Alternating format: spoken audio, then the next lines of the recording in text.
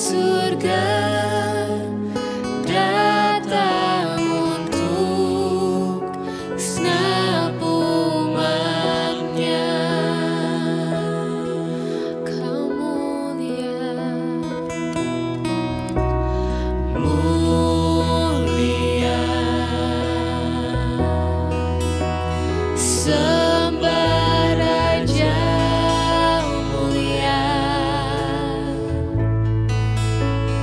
Bagi Yesus puji, hormat, dan kuasa.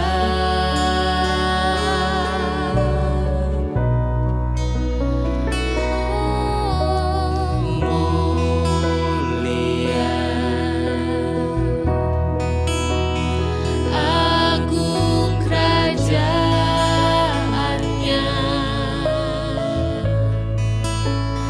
dari surga datang untuk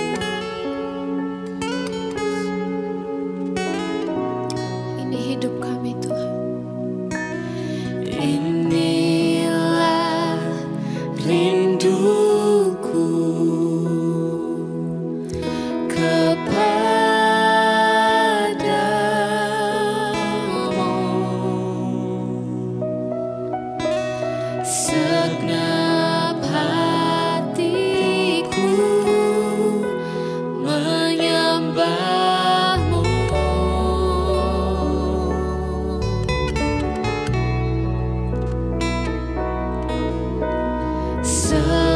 Seluruh jiwaku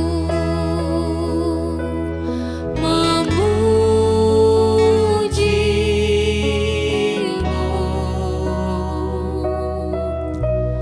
Ku memujamu, ya Allahku.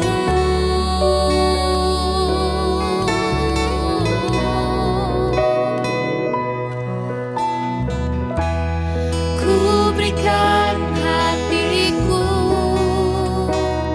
dan jiwaku, semuanya bagimu di dalam hidupku, di setiap waktu. Nyatakan jalanmu.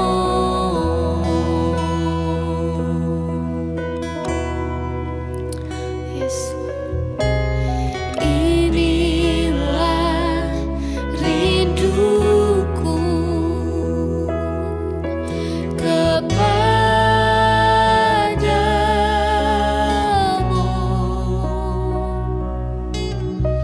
Segenap hatiku menyembahmu, bahkan seluruh jiwaku,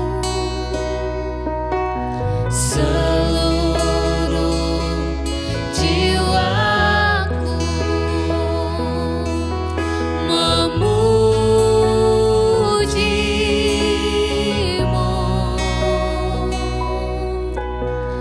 Ku memujamu, ya Allahku.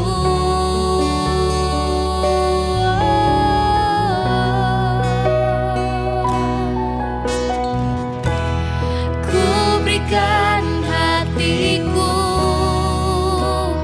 dan jiwaku, semuanya bagimu di dalam hidupku, di setiap waktu.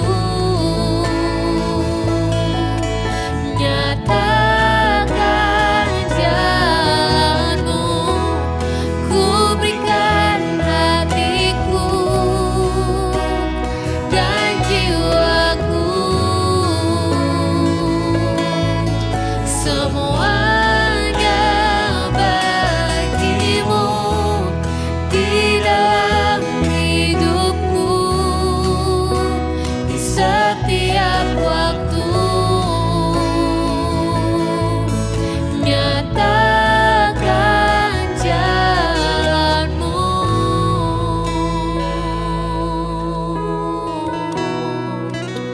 Nyatakan jalanmu, Tuhan, di hidup kami.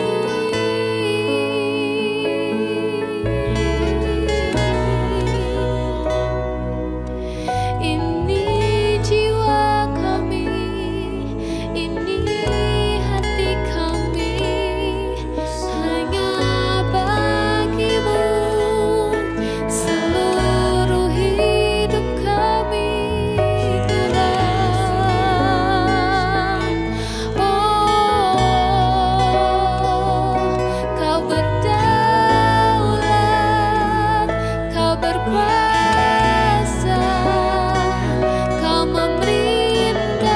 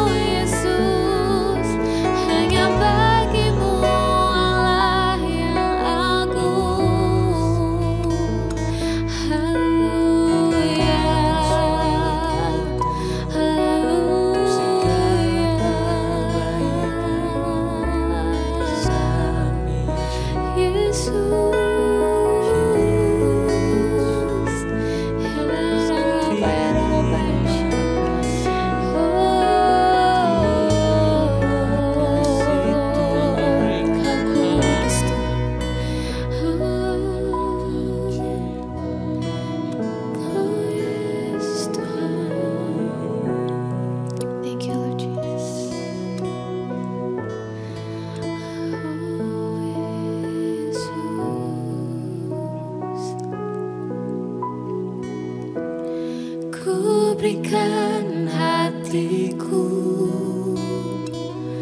dan jiwaku,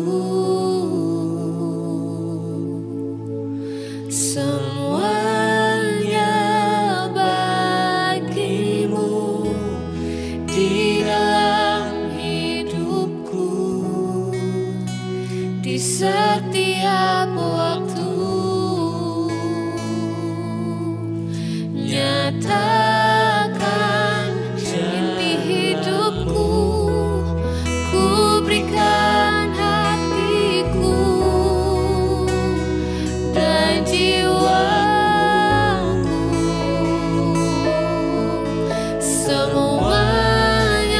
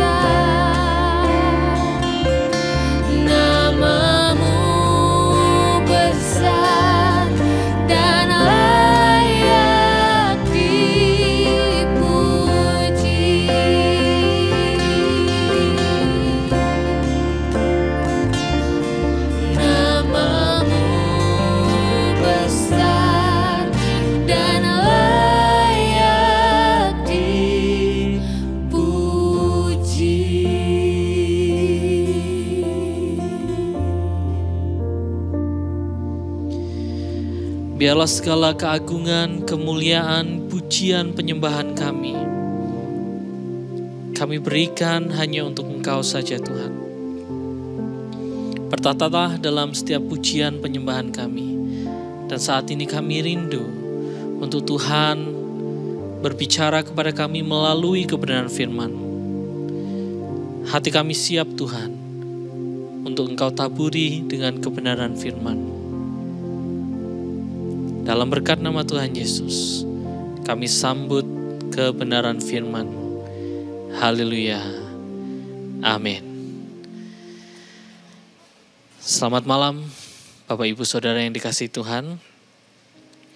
Mari sama-sama kita akan merenungkan satu bagian teks firman Tuhan dalam kitab Matius pasal 14 ayat yang ke-22 sampai ayat yang ke-33. Tetapi saya tidak akan bacakan semua. Saya akan bacakan dari ayat 25 sampai 31. Demikian firman Tuhan, kira-kira jam 3 malam datanglah Yesus kepada mereka berjalan di atas air. Ketika murid-muridnya melihat dia berjalan di atas air, mereka terkejut dan berseru, "Itu hantu!" Lalu berteriak-teriak karena takut. Tetapi segera Yesus berkata kepada mereka, "Tenanglah, aku ini, jangan takut." Lalu Petrus berseru dan menjawab dia, "Tuhan, apabila Engkau itu, suruhlah aku datang kepadamu berjalan di atas air." Kata Yesus, "Datanglah."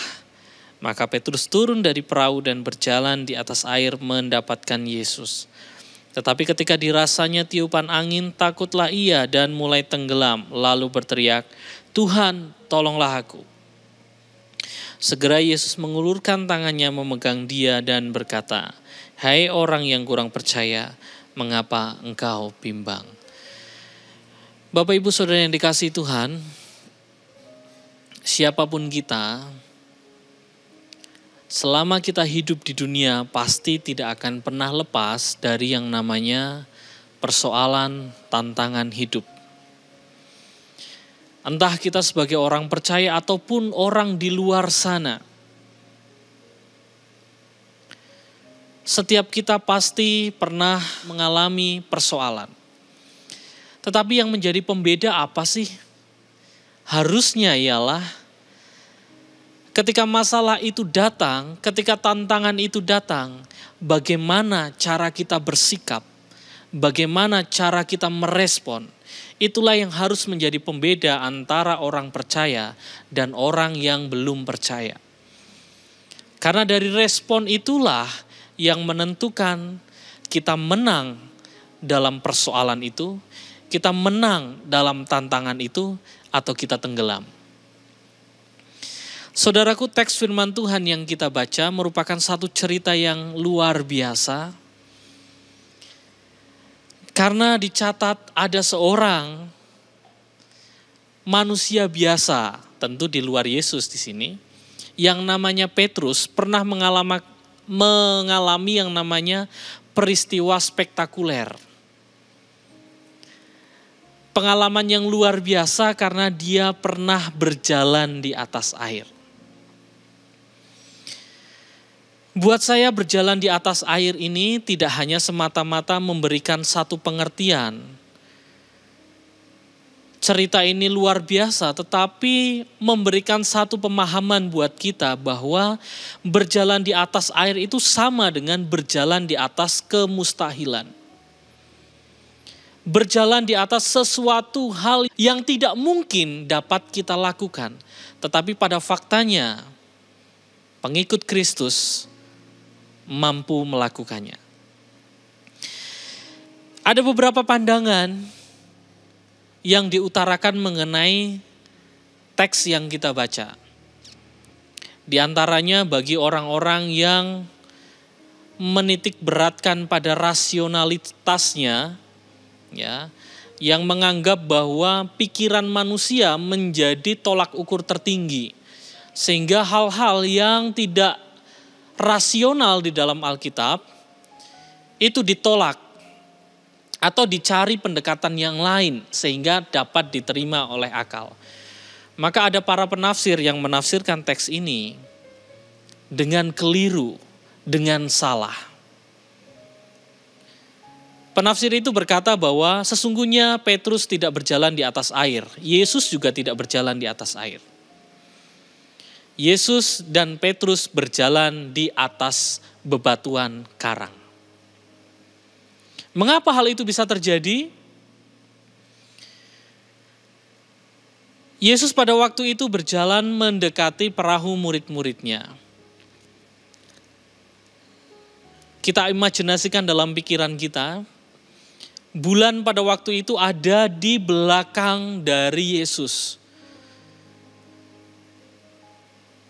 Buat Yesus, bulan itu menerangi setiap langkahnya, sehingga Yesus tahu di mana dia akan berjejak di langkah berikutnya. Jadi Yesus berjalan di atas bebatuan karang. Tapi bagi murid yang pada waktu itu sudah berlayar terlebih dahulu,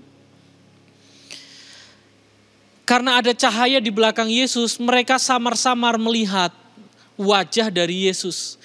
Sehingga mengira bahwa orang yang berjalan itu, karena efek yang namanya backlight, tidak terlalu jelas wajah dari Yesus. Mereka mengira itu adalah hantu.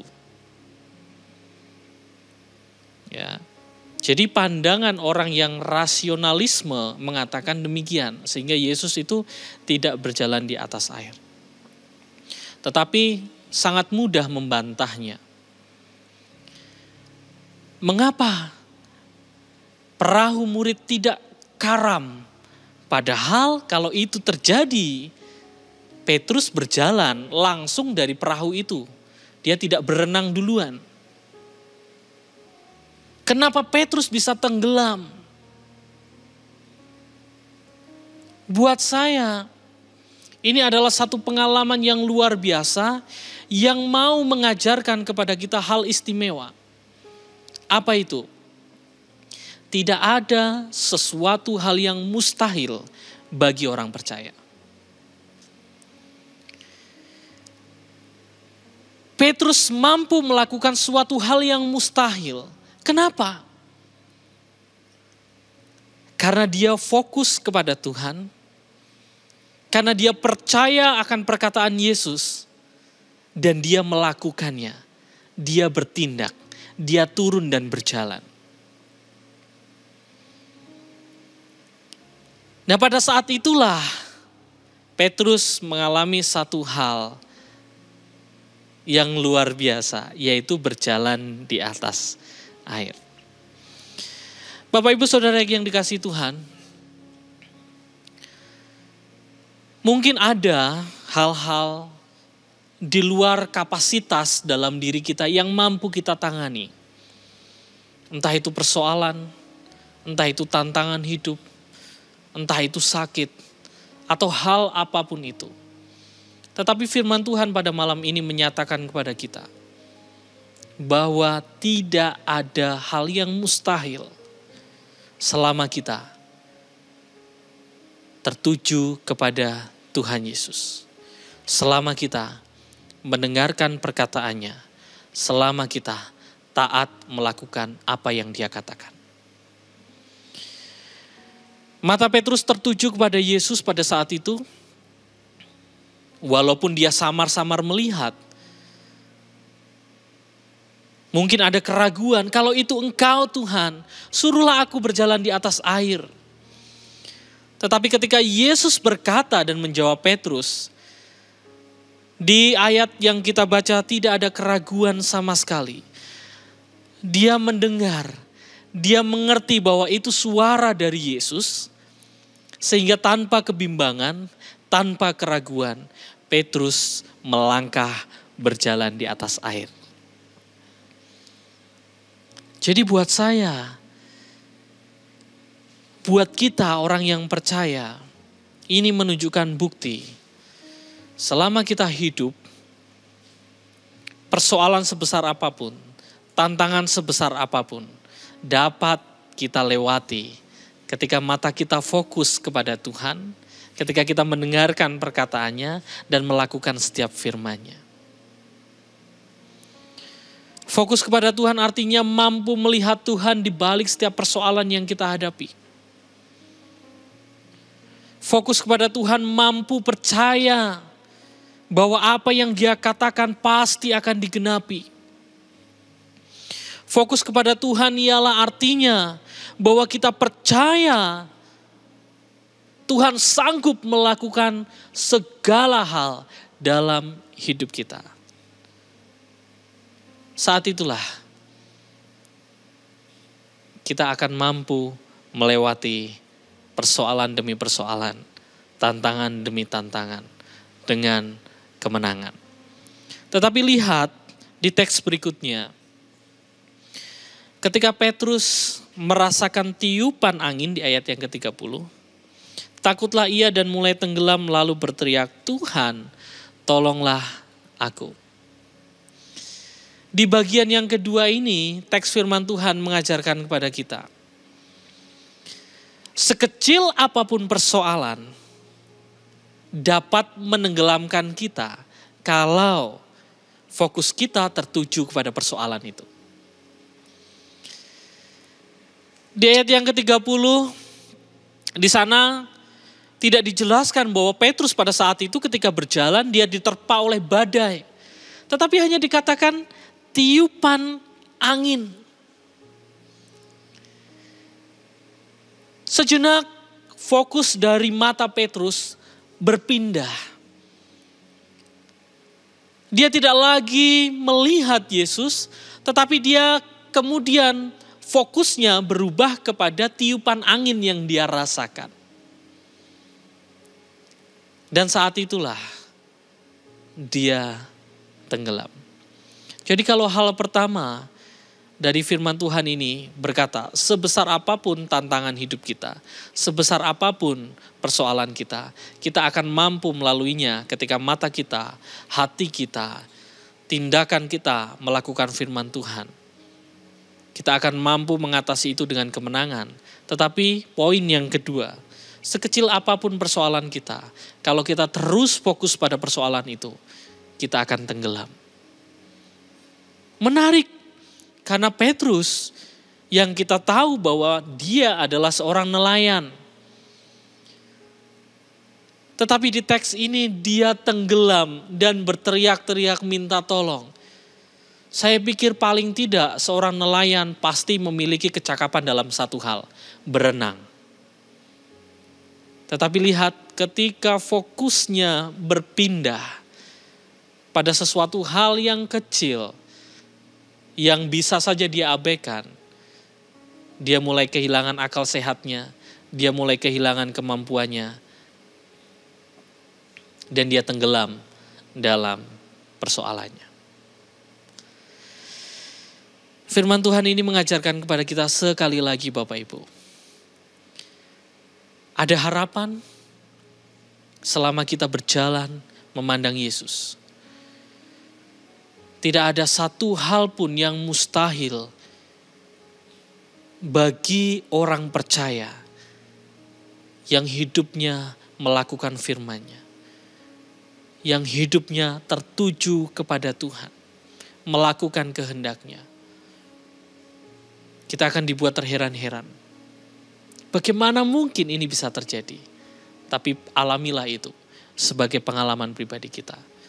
Dan pelajaran yang kedua, jangan fokus pada persoalan kita. Tetapi lihatlah, ada Tuhan yang besar yang menyertai hidup kita. Maka kita akan menang melewati segala tantangan hidup. Biarlah firman Tuhan ini menjadi berkat bagi hidup kita saat ini. Bapa di surga, ini hidup kami dalam segala keterbatasan kami. Kadang-kadang kami merasa hidup kami Tuhan tidak mampu mengatasi segala persoalan, segala tantangan yang kami hadapi. Tetapi melalui firman-Mu ini, kami diingatkan kembali. Jangan fokus pada persoalan, tetapi fokuslah pada Yesus.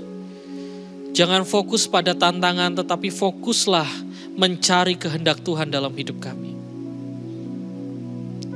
Dan ketika kami taat melakukan firman-Mu, firman-Mu menjamin akan ada perkara mustahil yang kami lakukan. Akan ada hal-hal dahsyat yang kami kerjakan. Oleh karena itu, saat ini kami nyatakan, kami tidak takut menghadapi hidup. Kami tidak takut menghadapi masa depan kami. Karena ada Yesus yang senantiasa kami pandang, dan di dalam Yesus ada pengharapan yang luar biasa. Terima kasih Tuhan, terima kasih Yesus.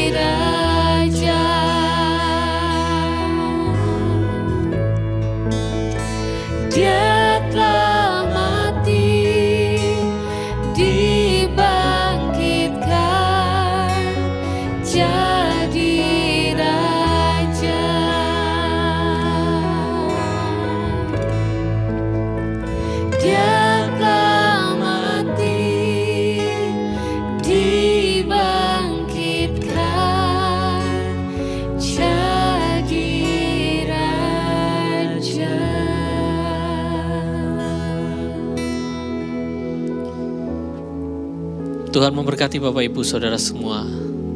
Selamat malam.